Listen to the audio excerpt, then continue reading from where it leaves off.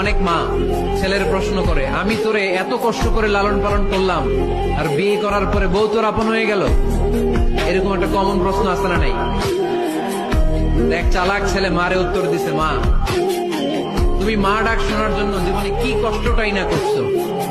আমারে তুমি 10 মাস 10 দিন পেটে ধারণ করছো, এত বড় বস্তা, খাইতে পারতো না, টয়লেটে যেতে পারতো না, খালি বমি করতো, ওষুধ খাইতা। 10 মাস পেটে ধারণ করলা, 2 বছর দুধ খাওয়াইলা, আমার পেশাব পায়খানা পরিষ্কার করলা। এরপর 2 বছর বয়সে 3 বছর বয়সে আমার মুখে বোল ফুটলো, তখন আমি তোমারে ডাকতে শুরু করলাম, মা মা।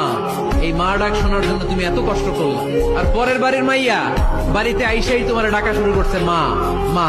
তো যেই লোক তোমারে মা ডাকে তারে আমি ভালোবাসবো না কেন মা? ঠিক কিনা? আমার মুখের মা ডাক শোনার জন্য তুমি এত কষ্ট করলা, কি কষ্ট। আর পরের বাড়ির চিনি না